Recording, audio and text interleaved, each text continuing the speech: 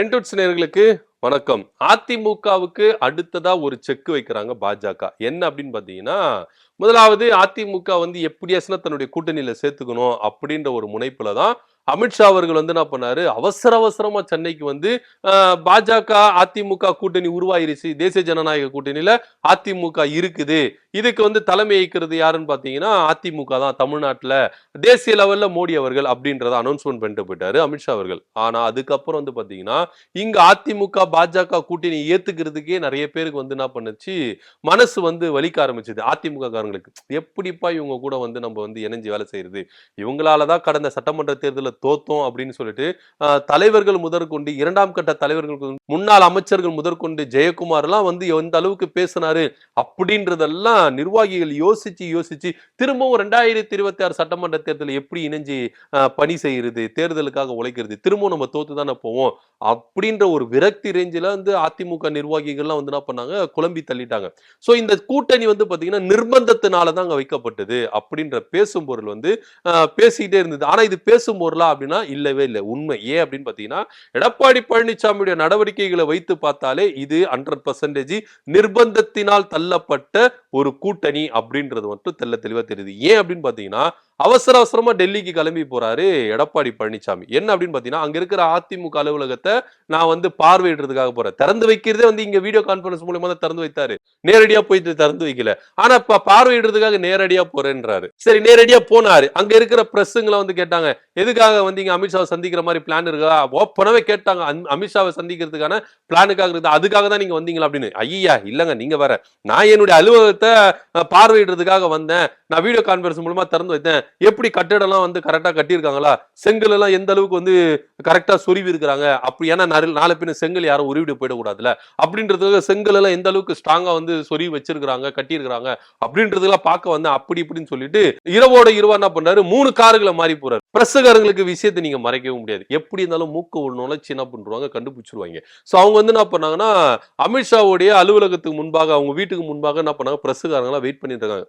எடப்பாடி பழனிசாமி வந்து கேட்ச் பண்ணிடணும் அப்படின்னு சொல்லிட்டு. ஆனா எடப்பாடி பழனிசாமி ட்ரிக் இங்கதான் நீங்க தெரிஞ்சுக்கணும். என்ன அப்படின்னு பாத்தீங்கன்னா, திருட்டுத்தனமா கடத்தல்காரமா சாமி படத்துல வந்து அவரு மாறி மாறி போறல கிளைமாக்ஸ்ல, அந்த மாதிரி ஐயா என்ன பண்ணாரு, எடப்பாடி பழனிசாமி என்ன பண்ணாருன்னா 3 கார்களை மாறி மாறி மாறி போயிட்டு என்ன பண்ணாரு, உள்ள போயிட்டாரு. உள்ள போயிட்டு என்ன பண்ணாரு, அமித்ஷா அவர்களை சந்திச்சாரு.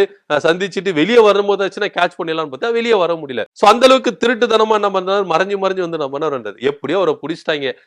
டெல்லியில வந்து பிடிச்சிட்டாங்க. எதுக்குதே நீங்க போய் சந்திச்சீங்க அப்படின்னு சொல்லும்போது, ஏங்க நான் மக்களுடைய நலனுக்காக போய் சந்திச்சேன், சட்ட ஒழுங்கு சரியில்லை, உள்துறை அமைச்சரை நான் போய் சந்திச்சேன் அப்படின்னு சொல்லிட்டு என்ன பண்ணாரு எடப்பாடி பழனிசாமி அங்க வந்து என்ன பண்ணாரு, எல்லாருக்கும் வந்து காது குத்துனாரு. ஆனா இது இருந்தாலும் வந்து நம்ம பிரஸ்ஸுங்கெல்லாம் வந்து உஷாரு தானே, இதெல்லாம் யாரும் நம்புற மாதிரி தெரியல. எடப்பாடி பழனிசாமி சந்திச்சுட்டு வந்த உடனே அமித்ஷா அவர்களை திட்டு வர்றாரு. என்னன்னா, தமிழ்நாட்டுல தேசிய ஜனநாயக கூட்டணி ஆட்சி அமையும் அப்படின்றத போறாரு. அப்பவே எல்லாருக்கும் வந்து பொறித்தடிச்சு கன்ஃபார்மா இவங்க வந்து கூட்டணியில இருக்கிறாங்கன்னு. சோ அதுக்கப்புறம் தான் இவர் இங்க வந்து என்ன பண்ணாரு, உறுதிப்படுத்தினாரு.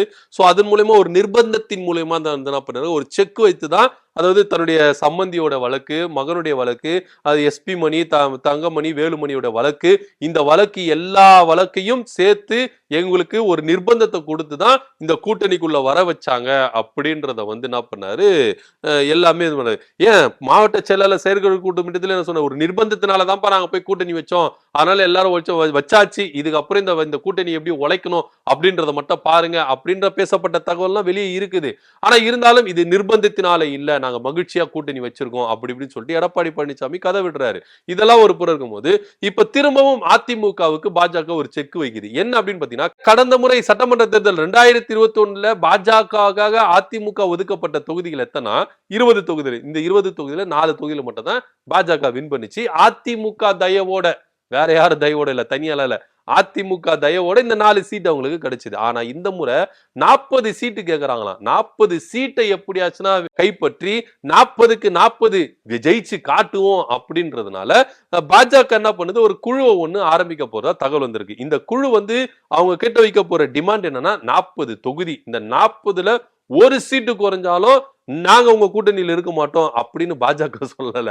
இந்த 40 சீட்டுல ஒரு சீட்டு குறைஞ்சாலும் நீங்க தமிழ்நாட்டுல வந்து இருக்க உலாவ முடியாது ஃப்ரீயா. எல்லாரும் என்ன பண்ணணும், இடி மூலியமா, இடி பின்னாடியும் சிபிஐ பின்னாடியும் ஐடி பின்னாடியும் தான் நீங்க என்ன பண்ணணும், சுத்திட்டு வலம் வரணும் அப்படின்ற ஒரு ரேஞ்சில தான் பாஜக வந்து என்ன பண்ணுது, செக் வச்சிருக்கு. இப்ப அதிமுக என்ன ஸ்டாண்ட் எடுக்க போகுதுன்னு தெரியல.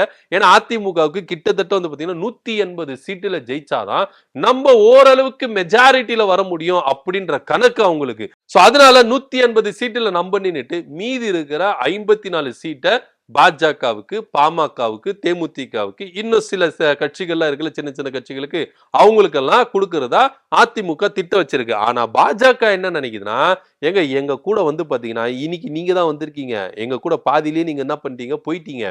இப்ப திருப்பி வந்து என்ன பண்ணிருக்கீங்க, இணைச்சிருக்கீங்க. ஆனா அப்பத்துல இருந்து எங்க கூட ஓபிஎஸ் இருக்கிறாரு, டிடிவி தினகரன் இருக்காரு, ஜி.கே. வாசன் இருக்கிறாரு, பாமக இருக்குது. சோ இவங்களுக்கெல்லாம் நாங்க பிரிச்சு கொடுக்கணுமா இல்லையா?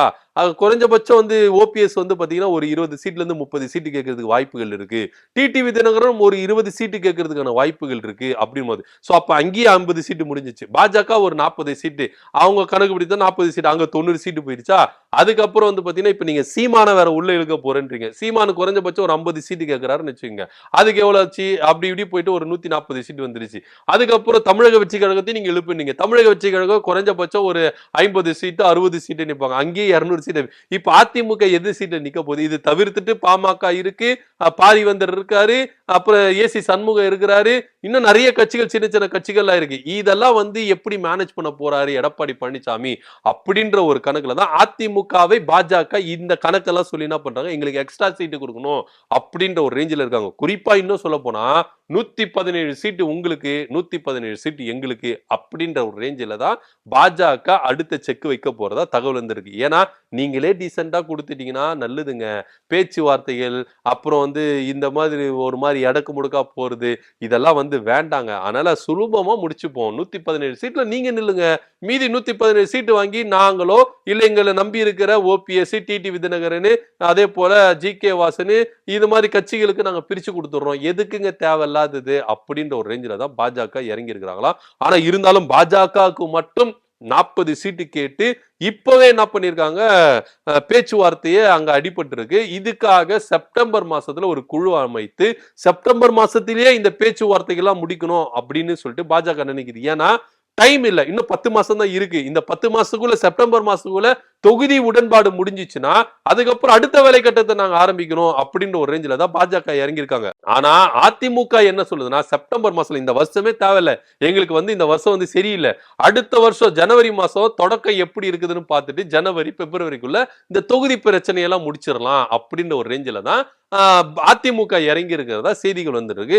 ஆனா பாஜக காலில் சுடு தண்ணி ஊத்துன மாதிரி எங்களுக்கு எந்தெந்த தொகுதிகள், எத்தனை தொகுதிகள் அப்படின்னு தெரிஞ்சிச்சுன்னா எங்களுக்கு வேலை செய்யறது ஈஸியா இருக்கும் அப்படின்னு ஒரு ரேஞ்சில செப்டம்பர் மாசத்துல இதற்கான வேலைகளை ஆரம்பிக்கிறதுக்கு பாஜக மும்முரமா இறங்கியிருக்கான். இப்ப எடப்பாடி பழனிசாமி விழி பிதுங்கி நிக்கிறாரு. என்ன பண்றது ஏது பண்றதுன்னு தெரியல. ஆல்ரெடி ஒரு நிர்பந்தத்தை வச்சுதான் நம்மள கூட்டணிக்குள்ள இழுத்துட்டாங்க. சம்பந்தமே இல்லாம, விருப்பமே இல்லாம நம்மள ஒரு நிர்பந்தத்தின் மூலமா கூட்டணியில இழுத்துட்டாங்க. இப்ப நிர்பந்தத்தினால இப்ப சீட்டுகளை கொடுங்க, அதிகமா கொடுங்க அப்படின்னு சொல்லிட்டு நிர்பந்திச்சா நம்ம என்ன பண்றது அப்படின்ற ஒரு முடிவுல தான் எடப்பாடி பழனிசாமி ரொம்ப குழம்பி இருக்கிறாரா. இது வந்து அதிமுக வட்டாரத்திலே ரொம்ப பேசும் பொருளா இருக்கு. இப்ப எடப்பாடி பழனிசாமி என்ன பண்ண போகிறார், என்ன செய்ய போகிறார், ஒருவேளை 40 சீட்டை கொடுத்துட்டு அவங்க சொல்ற பேச்சுகளா தலையாட்ட போகிறாரா, இல்ல கூட்டணியும் வேண்டாம், உங்க சவகாசமே வேண்டாம், நான் கேஸ் எல்லாம் வந்து சட்டப்படி பாத்துக்கிறேன் அப்படின்னு சொல்லிட்டு வெளியே வர போகிறாரா அப்படின்ற ஒரு ரேஞ்சில தான் எடப்பாடி பழனிசாமி இருக்கிறதா தகவல் வந்திருக்கு. பொறுத்திருந்து பார்க்கலாம் என்ன நடக்குது. எடப்பாடி பழனிசாமிக்கு செக்கு மேல செக்கு வைத்து இப்ப பாஜக எங்களுக்கு 20 சீட்டு வேணா 40 சீட்டு கொடுங்க அப்படின்ற ஒரு விஷயத்தை வந்து முன்வைக்கிறாங்க. இதை நீங்க எப்படி பாக்குறீங்க அப்படின்றத கீழே கமெண்ட் பண்ணுங்க. நன்றி, வணக்கம்.